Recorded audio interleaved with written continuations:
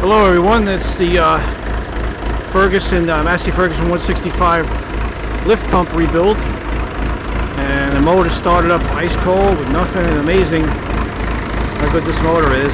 And what we have here is I disconnected the linkage. I'll show you. See it coming up? You push, and it comes back down.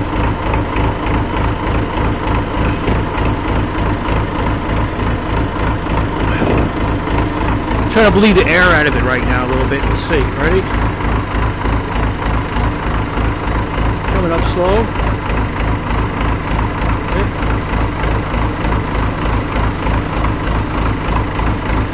Okay. Now this, let me shut it off here.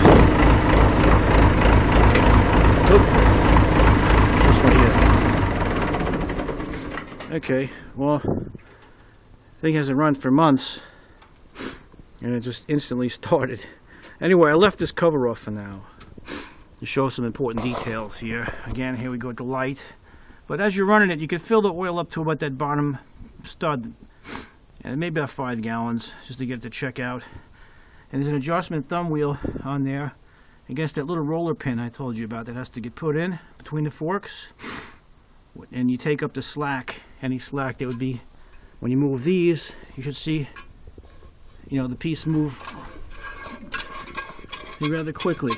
Now I have the speed damper dash pod off. I have to TIG weld it. I broke it when I removed the cover. But one interesting thing is this tractor, see, this has 3 remotes. Now the guy I bought it from didn't know that this remote has to be out there locked, dogged in to get hydropower to that. There's really nothing wrong with this tractor. I took it all apart like a nudnik just because, well, I wanted to clean it out anyway, and it wasn't that hard. But this 3-way, you know, this has remotes for, you know, auxiliary hydraulics on a big mower or whatever. But this thing has to be dogged forward. The ones without this, I believe you don't have to do that. It's just a matter of it's on all the time, and you can actuate your hay wagon or your whatever machines you have hooked up by moving these. Some don't have this at all. You know, the remote hydraulics go on here. But as you can see, it works okay. And I let it bleed out a little bit. And so far, I think I'm okay. I'm going to put a lot of weight on it. Like I said, this is a heavy lift package one. So I have a very large, what do you call it, bush hog. Really heavy old one. Where is it? It's over there in the weeds right there if you can see it, but it's a large let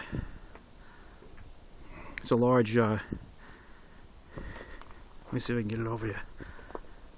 This thing weighs probably 1,000 pounds. It's like an 1/8 inch, 1/4 inch plate. It could pretty much annihilate any brush or small trees. So that should load test the heck out of it. The front wheels on my Oliver used to come up almost when I lifted that. So we got, so far, we're good. So I feel a lot more relieved seeing this thing work now. I got the power steering working and that working. I just spilled a little bit on the ground before, my mistake. But I'm going to clean it up, detail it. I'll probably keep this machine. I really like this machine. Out of all the tractors, I think these Fergusons are simple and easy to fix and very rugged. So a lot of my neighbors have these Landinis and New Hollands. They're all made in Europe, and he's breaking clutch cables and electronic problems. I don't know, some of these newer tractors are too overly complicated for small farms.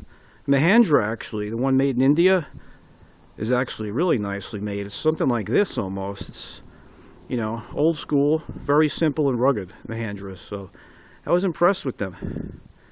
Not like the Belarus are terrible. The gears break, shaft break. You know, when these Russian, I guess the Ukrainian tractor. Everyone I know has one. Can't give it away. Gears break, shafts. I wouldn't even bother fixing it. But these are really nicely made. These Massey Fergusons. And I'm always impressed, even with the 135 gas my uncle had on vegetable farms. It was such a good, reliable machine. So this one here has the power with diff locks on it and all these accessories. So I'm going to keep this one. I got some things I'm going to do with it. So, but when I get the load test set up, I'll put my last final one on with the brush mower going. But remember, that little roller, this has to come off before you take the whole top cover off. That circular thing has to come out. In fact, let me show you where I broke this piece while we're at it, and then I'll finish up. Because I hate to see anyone else make the same mistake. As the purpose of these videos, which, like a dummy, I didn't research it enough. As you can see, that's the dash pod eccentric. You know, on the outside it looks like that by the dipstick. And there's an eccentric on here that slowly moves the dash pod to increase the drop speed. Well, anyway, it cracked around here. So this is like die cast. So I'm going to take it apart. I'm going to try to lightly tack it with the TIG welder.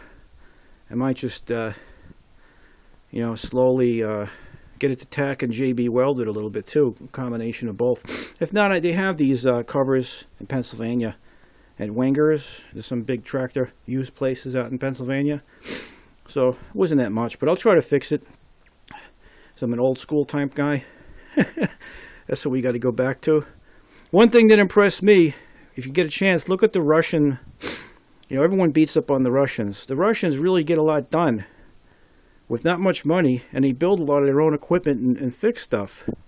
And I'm quite impressed with their logging and other things they do. I mean, they do it differently than us over here, but they get it done. And I was watching some really interesting films with from Russia. I couldn't understand a lot. The construction stuff with cranes is terrifying. Yeah, I mean, a lot of guys get killed, but that's one thing I don't agree with, some of the stuff they do with the crane collapses. But as far as the farming and logging, man, they get it done. I've never seen anybody cross raging rapid rivers with trucks like 4 or 5 foot deep like that.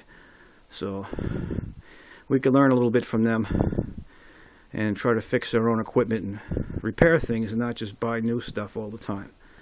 But anyway, you'll have a good holidays, happy Hanukkah, and all the other holidays, and I'll be seeing you soon. Okay, shalom.